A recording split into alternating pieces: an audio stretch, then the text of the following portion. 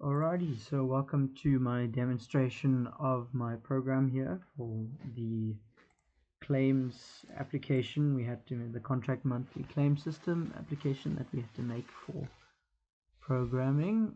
So first of all, I'm just going to start by running through my unit tests here. So I have all of my I have 6 different tests in total.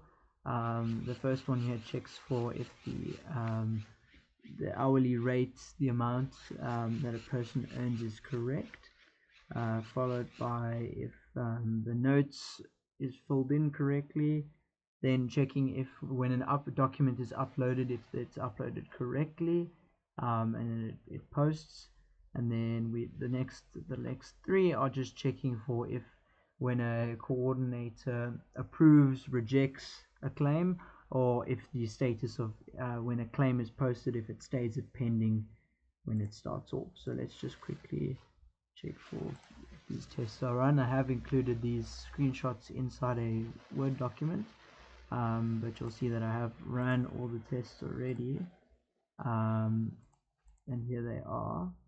There we go, that last one just posted now. But yeah, so these are all the tests, all 6 of them that I've run. But yeah, so now that we've done the testing, okay, cool. Now we can move on to the actual project itself. Let's go ahead and run that.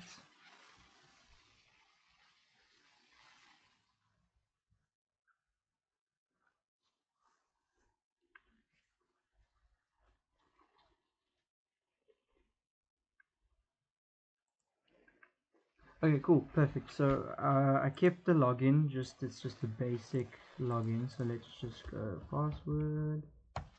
Cool, and then that should bring us here to the lecturer dashboard. When we're in the lecturer dashboard, we should be able to submit a claim based on the hours. So let's say we worked 29 or 28 hours with the rate of 45, and then let's just say tutorials. And then I also added an option so you can select the month it's in. And then let's say for this one we don't upload a document, we just submit the claim. Cool, and then we go, it indicates that the claim was submitted successfully. And here's all the details, the hours worked, we pulled in the hourly rate, and then obviously it's calculated the total. Now we can go back to the main lecture dashboard, and we can let's submit another claim. In this case, let's say we worked like 34 hours and the rate was like 120. And then let's just say this one is for test preparation. And then this one we did in August, and let's say we want to submit a document. So let's just go and submit this one. It should be fine, it's just a normal PDF. And then we go submit claim. Cool, and now we see that the claim has been submitted. And that it's done the same thing as before. It's given the hours work, the hourly rate, the total, indicated the notes, and then if we click view, we should be able to view the PDF that I've just uploaded, which was just a placeholder for now. Awesome, and obviously each status is still pending because it hasn't been approved by a coordinator. So we'll just go back to the dashboard, and now we can check that the view claim status. So this will allow the lecturers to view the status of their claims. So there it is, that page again. Yeah, so now we'll be able to see those. Awesome. Right, let's go back home and let's go log into as if we were a coordinator.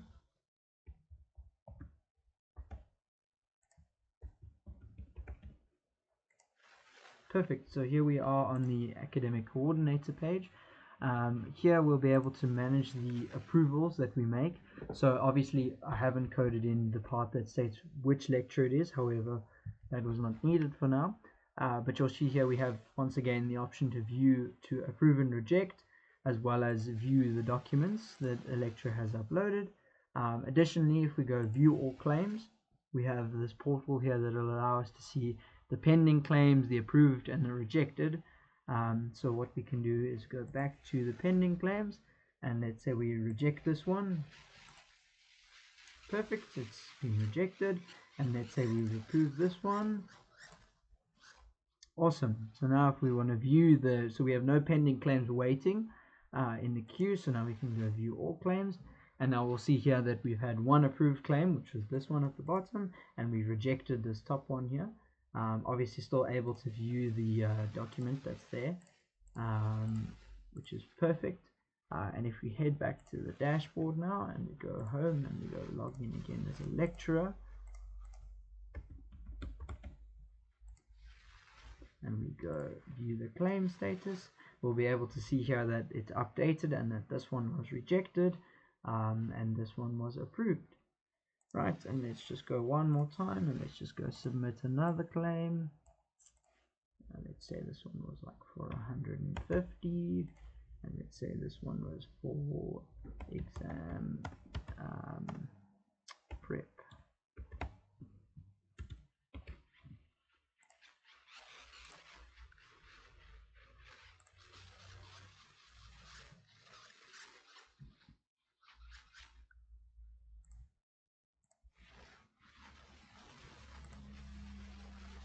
Perfect, so there we've just done this one here. We should be able to view the document there, and then just to double check, we'll go to our code, we'll go to our root file here, and you'll see in uploads here the documents I've been uploading. So it'll be, for example, the one we just uploaded will have been, see, I've done it a couple times, so obviously it's still there, but we just uploaded this one and we uploaded that one. So they are reflecting on the side of the code itself, which is really good. Awesome, so we can go back to the dashboard now. Obviously if you'd like to quick access, you can go submit a claim and then it'll take us straight there. If you are a coordinator, you should be able to go manage approvals and it'll take you straight to here, and then we should be able to once again view all claims, and we can see right now we have a pending claim, an approved claim, and a rejected claim. So we can just go straight back to pending and we can approve this one as well. Perfect, and now we'll be able to see here are all claims in this portal. I've also added a little option here in case you're not in that main manage approval, so if you just want to view the current claims, we can see here are information about the current claims that have been rejected and approved, as well as the lecturer. Well, in this case there's only one lecturer signed in, so but yeah, alrighty, that is my contract monthly claim system. We can quickly just go take a look at you can see here's my models of my claims. That takes all of the attributes such as the hourly rate, the hours worked, the month field, which wasn't necessary but it just added it in case, the lecturer name as we saw on that page there on the manage approval page.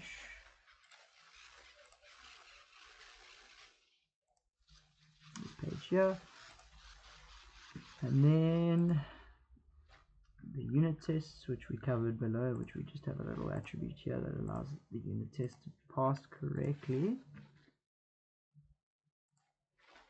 In the upload model, that takes the file upload. Under our controllers, we have my claims controller, which manages the in-memory storage. So yeah, and then we have my two services, which are both in-memory storage service.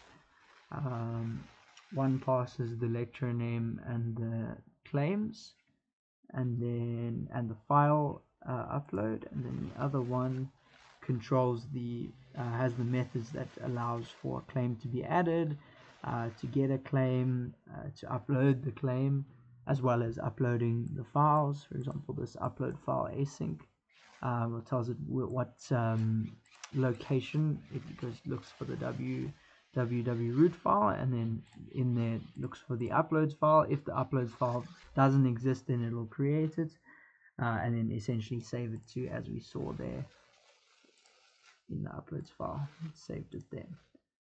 Alrighty, perfect, and that concludes my project. Thank you very much for watching and have a wonderful day.